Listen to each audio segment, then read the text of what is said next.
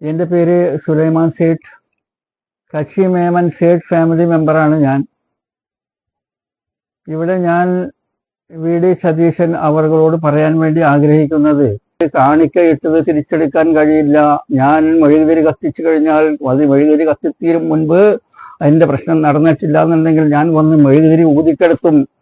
പിന്നെ കണ്ടീഷൻ ഒന്നും വെക്കാൻ പറ്റില്ല. ദൈവത്തിന് കൊടുക്കുമ്പോ പള്ളിയിലെ പെട്ടിയിൽ പൈസ ഇടുമ്പോ അല്ലെ അമ്പലത്തിന്റെ മുമ്പിൽ പോയി പൈസ ഇടുമ്പോ ഈ പൈസ ഇടുന്നത് ഞാനൊരു പ്രാർത്ഥനയോട് കൂടിയാണ്. ഇത് ശരിയാക്കി തന്നില്ലെങ്കിൽ ഞാൻ ഈ പൈസ ഇവിടെ ഒന്ന് തിരിച്ചെടുക്കുമെന്ന് അറിയാൻ പറ്റുമോ? പറ്റുമോ? നമ്മൾ പ്രാർത്ഥിക്കുമ്പോൾ പറ്റുമോ? ഒരു വഴിപാട് നേരുന്നു അല്ലെ, അല്ലെങ്കിൽ മെഴുകുതിരി കത്തിക്കുന്നു. ഇത് നടത്തി തന്നില്ലെങ്കിൽ ഞാൻ വന്ന് ഈ മെഴുകുതിരി ഊതിക്കെടുത്തും, അല്ലെങ്കിൽ ഈ പെട്ടിന്ന് കാശെടുക്കുമെന്ന് അറിയാൻ പറ്റുമോ? അതുപോലെയാണ് വഖഫ് കൊടുത്തിട്ട് കണ്ടീഷൻ വെക്കാൻ പറ്റില്ല. കാണിക്ക എന്ന് പറഞ്ഞാൽ എന്താണ് സുഹൃത്തെ? 10, 100, 200, 1000, 2000, 1 ലക്ഷമോ ഇതൊക്കെയല്ലേ കാണിക്ക. മെഴുകുതിരി എന്ന് പറഞ്ഞാൽ എന്താണ്? 10, 20, 50 രൂപയുടെ മെഴുകുതിരി. അതിനെയാണോ നിങ്ങൾ വഖഫ് പ്രോപ്പർട്ടിയോട് ഉപമിക്കുന്നത്? വഖഫ് പ്രോപ്പർട്ടിയും കാണിക്കയും മെഴുകുതിരിയും ഒക്കെ പറയുകയാണെന്നുണ്ടെങ്കിൽ കുഞ്ഞൗറൂസ് വേറെ, കുമ്പളങ്ങ വേറെ, ഉണ്ണി വേറെ, ഉണ്ണായി വേറെ. ഇവരൊക്കെ തമ്മിൽ അജഗജാന്തരമുണ്ട്. ആനയും പേനും തമ്മിലുള്ള വ്യത്യാസം. അതും തന്നെയല്ല, നിങ്ങൾ ആ വിഷയം സംസാരിക്കുമ്പോൾ ഉണ്ടായിരുന്ന, നിങ്ങളെ കണ്ടിട്ടുള്ള ഒരു പ്രതിപക്ഷ നേതാവിന് ചേർന്നിട്ടുള്ള രീതിയിലല്ല നിങ്ങളുടെ ലാംഗ്വേജും body ലാംഗ്വേജും. That's what it was resembling to the fishmongers in the fish market. So keep your status quo and status. You are an opposition leader. നിങ്ങൾ നിങ്ങളുടെ അഭിമാനത്തെ കളഞ്ഞു കുളിച്ചുകൊണ്ടാണ് ഇത്തരത്തിൽ വളരെ ചീപ്പായിട്ട് സംസാരിച്ചിരിക്കുന്നത്. തന്നെയുമല്ല, താങ്കൾ ഒരു കാര്യം മനസ്സിലാക്കേണ്ടത്, കൊക്കിലൊതുങ്ങുന്നതേ കൊത്താവൂ. മുസ്ലിങ്ങളെ സംബന്ധിച്ചിടത്തോളം വഖഫ് എന്താണെന്നും അതിന്റെ വാലിഡിറ്റി എന്താണെന്നും അതിന് പറഞ്ഞു കൊടുക്കാൻ വേണ്ടി ഇസ്ലാമിക പണ്ഡിതന്മാർക്ക് ഒരു കുറവുമില്ല. നിങ്ങളുടെ ഫത്വയുടെ ഒരു ആവശ്യവുമില്ല. എന്നിരുന്നാൽ തന്നെ സതീശൻ അവരുടെ അറിവിലേക്ക് വേണ്ടി ഞാൻ പറയുകയാണ്, നിങ്ങൾ പറഞ്ഞിട്ടുണ്ടായിരുന്നത് കണ്ടീഷൻ എഴുതിക്കൊണ്ട് വഖഫല്ല എന്നല്ലേ നിങ്ങൾ ഘോരഘോരം പറയുന്നത്? അയാള് ഈ ഫറൂഖ് കോളേജ് മാനേജ്മെന്റുമായി വെച്ച എഗ്രിമെന്റ് ധാരണയിൽ എഴുതിയിട്ടുണ്ട്, നിങ്ങൾ ഈ വിദ്യാഭ്യാസ ആവശ്യങ്ങൾക്കല്ല ഉപയോഗിച്ചതെങ്കിൽ ഈ ഭൂമി ഇയാൾക്ക് തിരിച്ചു കൊടുക്കണമെന്ന് പറഞ്ഞു. വഖഫായി പ്രഖ്യാപിക്കുന്ന ഭൂമി ഒരിക്കലും അങ്ങനെ നിബന്ധനകൾ വെക്കാൻ പാടില്ല. എന്നാൽ ഒരു സ്വത്ത് വഖഫ് ചെയ്യുമ്പോൾ അതിൽ കണ്ടീഷൻ ഉണ്ടാവുക എന്നത് നിർബന്ധമാണ്. അത് നിങ്ങൾക്കറിയുമോ? അല്ലാതെ നിങ്ങൾ സ്വത്ത് വഖഫ് ചെയ്തു, എന്തിനാണ് ചെയ്യേണ്ടത്, എന്തിനാണ് അത് കൊടുത്തിരിക്കുന്നത് എന്ന് കൃത്യമായിട്ട് അതിൽ പറഞ്ഞിരിക്കണം. അത് തന്നെയാണ് സിദ്ദീഖും പറഞ്ഞിരിക്കുന്നത്. എൻ്റെ സ്വത്ത് ഇസ്ലാമിക പാഠപദ്ധതിക്ക് വേണ്ടിയിട്ടാണ് അദ്ദേഹം കൊടുത്തിരിക്കുന്നത്, എൻ്റെ ആത്മശാന്തിക്ക് വേണ്ടി കൊടുത്തിരിക്കുന്നു. ഇതല്ലാത്ത വേറൊരു പരിപാടിക്ക് ഉപയോഗിക്കരുതെന്ന് കണ്ടീഷൻ വെച്ചിട്ടുണ്ട്. ഇപ്പൊ ഞാൻ നിങ്ങൾക്കൊരു ഡോക്യുമെന്റ് കാണിക്കാം. ഇത് 1917, 107 വർഷങ്ങൾക്ക് മുൻപ് എഴുതിയിട്ടുള്ള ഒരു ഡോക്യുമെന്റാണിത്. ഈ ഡോക്യുമെന്റ് എഴുതിയിരിക്കുന്നത് 1917 ഇത് എഴുതിയിരിക്കുന്നത് 1917. ഇത് 107 വർഷങ്ങൾക്ക് മുൻപ് എഴുതിയിട്ടുള്ളതാണ്. 30 വർഷം സ്വാതന്ത്ര്യം കിട്ടുന്നതിന് 30 വർഷം മുമ്പ് എഴുതിയിട്ടുള്ള എൻ്റെ ഗ്രേറ്റ് ഗ്രാൻഡ് ഫാദറിന്റെ വിൽ ആണിത്. വഖഫ് ആധാരം തന്നെയാണിത്. ഇതിനകത്ത് ഇദ്ദേഹം പറയുന്നുണ്ട്, എന്റെ സ്വത്തിന്റെ, അതായത് ഇദ്ദേഹത്തിന് 600 ഏക്കർ സ്ഥലമുണ്ടായിരുന്നു. ആ 600 ഏക്കർ സ്ഥലത്തിന്റെ 1/3 ഭാഗം 200 ഏക്കർ വഖഫ് ചെയ്തിരിക്കുന്നു. എന്നിട്ട് ആ വഖഫ് ചെയ്തിട്ടുള്ള സ്വത്ത് എന്ത് ചെയ്യണം എന്ന കണ്ടീഷൻസ് ആണ് ഇതിൽ എഴുതിയിരിക്കുന്നത്. ആർക്ക് കൊടുക്കണം, എന്ത് ചെയ്യണം എന്നുള്ള കൃത്യമായിട്ട് പറഞ്ഞിരിക്കുന്നു.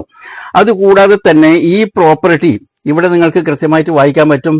5-ാം നമ്പറിൽ പറയുന്നത്, ഈ വക കാര്യങ്ങൾ എല്ലാം നടത്തുന്നതിന് എൻ്റെ മൂത്ത മകൻ ബുഡ എന്ന് വിളിച്ചു വരുന്ന അബ്ദുൽ ലത്തീഫ് ഹാജി ഇസ്മായിലിനെയും അയാളുടെ പിന്തുടർച്ചക്കാരെയും എൻ്റെ പേരക്കിടാവായ അബ്ദുൽ സത്താർ ഹാജി അയ്യൂബിനെയും ഞാൻ എക്സിക്യൂട്ടറായി നിശ്ചയിച്ചിരിക്കുന്നതിനാൽ അവർ കാര്യങ്ങൾ ശരിയായി നടത്തേണ്ടതും ആകുന്നു.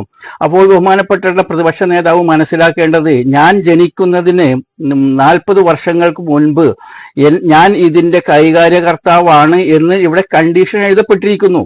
അങ്ങനെ ഒരു കണ്ടീഷൻ, അതായത് ഇവിടെ പറയുന്ന അബ്ദുൽ ലത്തീഫ് ഹാജി അദ്ദേഹത്തിന്റെ മകനാണ്, അതിന്റെ മകനാണ് എൻ്റെ പിതാവ് ഹസൻ സേട്ട് എന്ന് പറയുന്നത്, അതിന്റെ മകനാണ് ഞാൻ.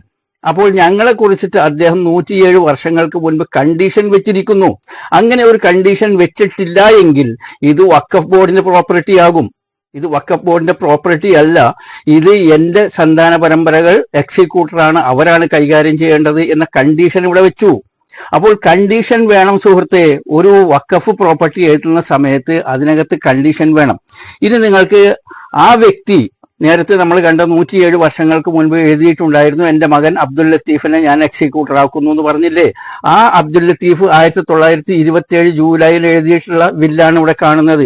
ഈ വില്ലിൽ എന്തൊക്കെ ചെയ്യണം, ഈ പറഞ്ഞിട്ടുള്ള പ്രോപ്പർട്ടി കൊണ്ട് എന്ത് ചെയ്യണം, എന്ത് ചെയ്യാൻ പാടില്ല എന്ന് കൃത്യമായിട്ട് പറഞ്ഞിട്ടുണ്ട്. എന്നിട്ട് ഈ പ്രോപ്പർട്ടി അടുത്ത തലമുറയിൽ വന്നു കഴിഞ്ഞപ്പോൾ വഖഫ് ബോർഡിൽ എത്തുമ്പോഴേക്കും പ്രോപ്പർട്ടികളൊക്കെ തേഞ്ഞു പോയി. അന്ന് വഖഫ് ബോർഡ് ഉണ്ടായിരുന്നില്ല. വഖഫ് ബോർഡ് രജിസ്റ്റർ ചെയ്യുന്ന സമയത്ത് ഇന്ന് അവിടെ 52 ഏക്കർ 80 സെന്റ് ഉണ്ട്. ഈ 52 ഏക്കർ 80 സെന്റിന് റോഡ് സൈഡിൽ 1 ഏക്കർക്ക് 20 കോടിയും റോഡ് സൈഡിൽ നിന്ന് മാറി പടിഞ്ഞാറ് ഭാഗത്ത് 10 കോടിയും ഉണ്ട്. നിങ്ങൾ അതിനെ 52 കൊണ്ടൊന്ന് മൾട്ടിപ്പിൾ ചെയ്ത് നോക്കൂ. ഇത്രയും വലിയ പ്രോപ്പർട്ടിക്കകത്ത് എന്ത് ചെയ്യണം, എന്ത് ചെയ്യാൻ പാടില്ല എന്ന് കൃത്യമായിട്ട് എഴുതിയിട്ടും ഞാനും സഹോദരന്മാർക്കും തമ്മിൽ വ്യത്യാസങ്ങൾ ഉണ്ടായി. അവർ കോടതിയിൽ പോയി, വഖഫ് ബോർഡിൽ കേസ് കൊടുത്തു. 2 പ്രാവശ്യം എനിക്ക് അനുകൂലമായ വിധിയുണ്ടായി. അതിനുശേഷം ആ 2 വിധിയും കൊണ്ട് അവർ ഹൈക്കോടതിയിൽ പോയി. ഇവിടെ എടുത്തു പറയാൻ ഉദ്ദേശിക്കുന്നത്, അവർ ഈ ട്രിബ്യൂണലിൽ പോയിട്ടില്ല. ഇവിടെ സോഷ്യൽ മീഡിയയിൽ പറയുന്നത് എന്താണ്, വഖഫ് ബോർഡിൽ നിന്ന് പരാജയമുണ്ടായാലും വിജയമുണ്ടായി കഴിഞ്ഞാലും പോകേണ്ടത് ട്രൈബ്യൂണലിലാണെന്ന് പറയുന്നു. എന്റെ എതിർകക്ഷികൾ അവർ ട്രൈബ്യൂണലിൽ പോയിട്ടുള്ള 2 പേരും 2 പ്രാവശ്യം ഹൈക്കോടതിയിൽ പോയി. 2 പ്രാവശ്യം ഹൈക്കോടതിയിൽ നിന്ന് എനിക്ക് വിജയമുണ്ടായി. എന്നിട്ട് ഇപ്പോഴത്തെ സ്ഥിതി എന്തെന്നാൽ, ഈ വരുന്ന ജനുവരി 7-ാം തീയതി സുപ്രീം കോടതിയിൽ കേസാണ്. ഈ കേസ് അവർ സുപ്രീം കോടതിയിലേക്ക് കൊണ്ടുപോയി. 2025 പിറക്കുന്നത് കേസും കൊണ്ടാവേണ്ടിയുമായിട്ടാണ്. അപ്പോൾ ഞാനിവിടെ പറഞ്ഞു വരുന്ന വിഷയം, നമ്മുടെ ബഹുമാനപ്പെട്ട പ്രതിപക്ഷ നേതാവ് മനസ്സിലാക്കേണ്ടത്, ഈ വഖഫ് എന്ന് പറയുന്നതിന് കണ്ടീഷൻസ് വേണം. വഖഫായി പ്രഖ്യാപിക്കുന്ന ഭൂമി ഒരിക്കലും അങ്ങനെ നിബന്ധനകൾ വെക്കില്ല. നിബന്ധനകൾ വെക്കാൻ പാടില്ല. കണ്ടീഷൻ ഉണ്ടായിട്ട് തന്നെ പ്രശ്നം. ഞാൻ അതിന് ഉദാഹരണം കാണിച്ചത്. കണ്ടീഷൻസ് ഇല്ലാതെ, വ്യക്തമായ കണ്ടീഷൻസ് ഇല്ലാതെ വഖഫ് ഉണ്ടാവുകയില്ല. പിന്നെ എന്താണ് നിങ്ങൾ വന്നിട്ട് ഈ സോഷ്യൽ മീഡിയയിൽ വന്നിട്ട് ഇത്തരത്തിൽ വളരെ ചീപ്പായിട്ട് സംസാരിക്കുന്നത് എന്ന് എനിക്ക് മനസ്സിലാക്കാൻ കഴിയുന്നില്ല. അപ്പൊ ഇത് വഖഫല്ല, മനസ്സിലാക്കിക്കൊള്ളാം. ഇത് വഖഫാണ് എന്ന് പറയുന്നതിൽ കള്ളത്തരം. അത് നിങ്ങൾ മനസ്സിലാക്കി. ഇത് ഒരിക്കലും വഖഫല്ല. അതുകൊണ്ട് തന്നെ നിങ്ങൾക്കിത് പൂർണ്ണമായി അവകാശപ്പെട്ടു. അപ്പൊ ഞങ്ങളത് സ്ഥാപിച്ചു. നിങ്ങൾക്കറിയാം, നിങ്ങളൊരു അഡ്വക്കേറ്റ് ആയ സ്ഥിതിക്ക് നിങ്ങൾക്കറിയാം, ഇവിടെ ട്രൈബ്യൂണലിൽ കേസ് നടക്കുകയാണ്. ഈ കേസ് 6-ാം തീയതി ഹിയറിംഗ് ആണ്. ഈ 6-ാം തീയതി ഹിയറിംഗ്, അത് 1-2 വർഷം അതങ്ങനെ പോകും. അതിൻ്റെ അടുത്ത് തെളിവെടുപ്പ് ഉണ്ടാവും, ഹിയറിങ്ങുകൾ ഉണ്ടാവും. അപ്പോൾ അവിടെയുള്ള ആൾക്കാരൊക്കെ വിചാരിച്ചിരിക്കുന്നത് 3 മാസം കൊണ്ട് കമ്മീഷൻ റിപ്പോർട്ട് തരും, ഇതൊക്കെ അവസാനിക്കും എന്നല്ല. സഹോദരങ്ങളെ, നിങ്ങൾ അവിടെ താമസിക്കുന്ന സഹോദരങ്ങളെ, എനിക്ക് നിങ്ങളോട് വളരെയധികം സഹതാപവും ദയവും ഒക്കെ ഉണ്ട്. കാരണം സ്വന്തം താമസിക്കുന്ന ഒരു വീട് ആരെങ്കിലും കട്ടുകൊണ്ട് പോവുക, അല്ലെങ്കിൽ അതിനാരെങ്കിലും ട്രെയിൻ ചെയ്യുക, നിങ്ങൾ വണ്ടി ചീത്തയാവുക, അപകടപ്പെടുക, അല്ലെങ്കിൽ അതിനാരെങ്കിലും മോഷ്ടിക്കുക, ഇതൊക്കെ പ്രയാസവും വിഷമവും ബുദ്ധിമുട്ടുകളൊക്കെ ഉണ്ടാവുന്നതാണ്. അതിനെ വളരെ കൃത്യമായിട്ട് ഞാൻ മനസ്സിലാക്കുകയും ചെയ്യുന്നു. പക്ഷേ നിങ്ങളെ സംബന്ധിച്ചിടത്തോളം ഇത് പെട്ടെന്നൊന്നും സോൾവ് ആവാൻ പറ്റുന്ന ഒരു വിഷയമല്ല. കാരണം എന്തെന്നാൽ, ഇവിടെ ഒരുപാട് കേസുകളുണ്ട്. ഒരു റിട്ട് പെറ്റീഷൻ ഓൾറെഡി കോടതിയിലുണ്ട്, ജോസഫ് എന്ന് പറഞ്ഞിട്ടുള്ളതും അതിന്റെ മറ്റുള്ളവരും സമർപ്പിച്ചിട്ടുള്ളത്. അതിന്റെ ഹിയറിംഗ് വന്നിട്ടില്ല. അതിന്റെ ഹിയറിംഗ് ഉണ്ടാവും. 10-12ഓളം കേസ് വഖഫ് ബോർഡിനകത്തുമുണ്ട്. അപ്പൊ ഇതിന്റെ ഒക്കെ ഹിയറിംഗ് നടക്കുന്ന സമയത്ത് നിങ്ങൾ വിചാരിക്കുന്നത് സമരപ്പന്തലിൽ സമരമുണ്ടാക്കിക്കൊണ്ട് ഇത് കൺവൈൻസ് ചെയ്യിക്കാം എന്ന് നിങ്ങൾ തെറ്റിദ്ധരിക്കുകയാണ്. നിങ്ങൾ വിഡ്ഢികളുടെ സ്വർഗത്തിലാണ് എന്ന് ഈ ജനങ്ങൾ, സമരപ്പന്തലുകാർ മനസ്സിലാക്കുക. ഇവിടെ നമ്മുടെ അടുത്ത് നിയമമുണ്ട്. ആ നിയമസംഹിത അനുസരിച്ചുകൊണ്ട് അതിന്റെ കോഴ്സ് ആ രീതിയിൽ പോകും. ഇനി ട്രൈബ്യൂണൽ വിൽക്കാൻ അധികാരമുണ്ട്, ഫാറൂഖ് കോളേജ് വിറ്റു, ആളുകൾ വാങ്ങിച്ചു എന്നൊക്കെ പറയുമ്പോൾ വീണ്ടും കുറെ പ്രശ്നങ്ങൾ ഉടലെടുക്കുകയാണ്. ഇവിടെ വലിയ വലിയ മുതലാളിമാരുടെ അടുത്ത് ഒരുപാട് ഏക്കർ സ്ഥലങ്ങളുണ്ട്. ഈ സ്ഥലങ്ങൾ വിറ്റിട്ടുണ്ടായിരുന്ന പോൾ എന്ന് പറയുന്ന വ്യക്തി, അദ്ദേഹത്തിന്റെ അടുത്ത് 30 ശതമാനം ഏക്കർ ഉണ്ടെന്നാണ് എനിക്ക് കേൾക്കാൻ കഴിഞ്ഞിട്ടുള്ളത്. മാളിയേക്കൽ റിസോർട്ട്.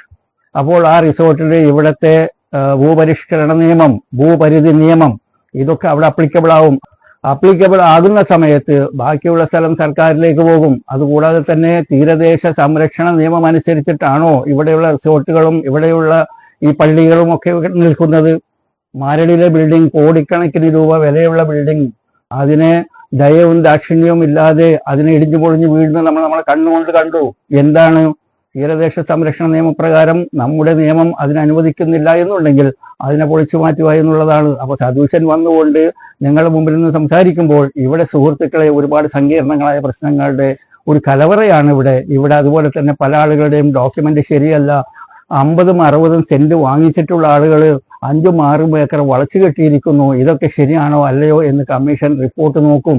ആ റിപ്പോർട്ടിന്റെ അടിസ്ഥാനത്തിലായിരിക്കും ഇവിടെ ആര് താമസിക്കണം ആര് താമസിക്കേണ്ട എന്ന് തീരുമാനിക്കുക.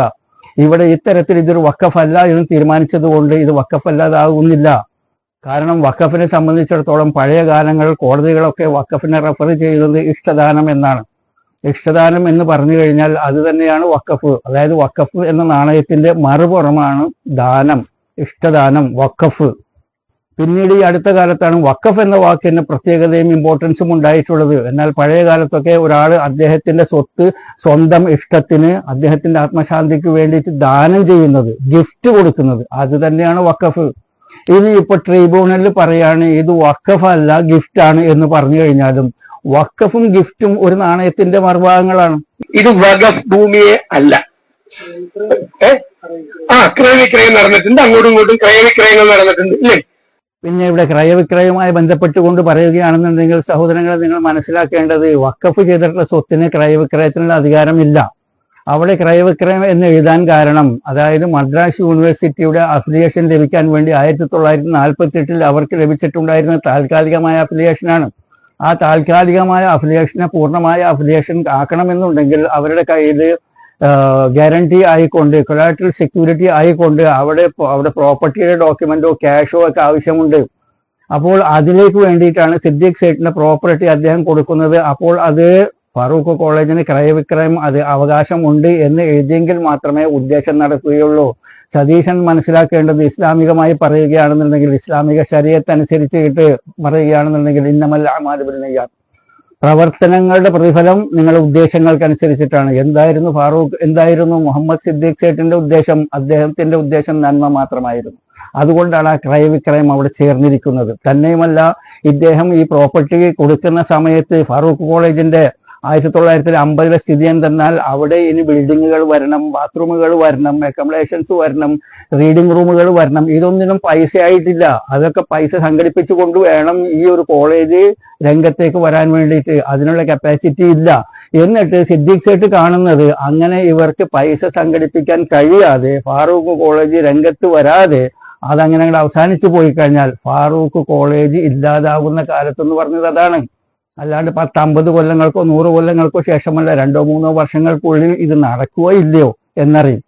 അങ്ങനെ അറിഞ്ഞിട്ട് അത് നടന്നിട്ടില്ല എന്നുണ്ടെങ്കിൽ എന്നിലേക്കും അല്ലെങ്കിൽ എൻ്റെ സന്താനങ്ങളിലേക്കും തിരിച്ചു വരും എന്ന് പറയുമ്പോൾ സതീശൻ മനസ്സിലാക്കേണ്ടത് എന്തെന്നാൽ അത് അവരിലേക്ക് വന്നിട്ട് അവർക്ക് അതിനെ പുട്ടടിക്കാൻ വേണ്ടിയിട്ടല്ല. വഖഫ് ചെയ്തു കഴിഞ്ഞു, ഇറ്റ് ഈസ് ഓൾവേസ് വഖഫ്. പക്ഷേ അവരുടെ സന്താന പരമ്പരകൾ, മുഹമ്മദ് സിദ്ദീഖോ അദ്ദേഹം ജീവിച്ചിരിക്കുന്നുണ്ടെങ്കിൽ അദ്ദേഹമോ അല്ലെങ്കിൽ അദ്ദേഹത്തിന്റെ സന്താന പരമ്പരകളോ അതിനെ വഖഫായി തന്നെ കൊണ്ടു നടക്കണം. അപ്പോൾ എന്തായി? ഇതിനെയാണ് പ്രൈവറ്റ് വഖഫ് എന്ന് പറയുന്നത്.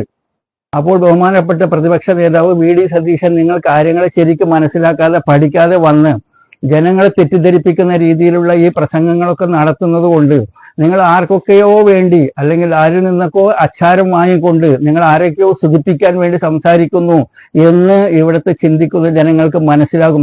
അതുകൊണ്ട് ബഹുമാനപ്പെട്ട പ്രതിപക്ഷ നേതാവ് വി ഡി സതീശനോട് എനിക്ക് പറയാനുള്ളത്, സുഹൃത്തെ, നിങ്ങൾ കൊത്തിലൊതുങ്ങുന്നത് കൊത്തിയാൽ മതി. ഇസ്ലാമിക നിയമങ്ങൾക്കും ശരീഅത്തിനും വേണ്ടിയിട്ട് അതിന് വിവരിച്ചു കൊടുക്കാൻ വേണ്ടിയിട്ട് പണ്ഡിതന്മാർക്ക് ഒരു കുറവുമില്ല. നിങ്ങൾ ആ വിഷയത്തിൽ ഇടപെടേണ്ട ആവശ്യമില്ല എന്ന് വളരെ സ്നേഹപൂർവ്വം നിങ്ങളെ ഉപദേശിച്ചുകൊണ്ട് ഞാൻ എൻ്റെ സംസാരം അവസാനിപ്പിക്കുന്നു. Thank you for watching.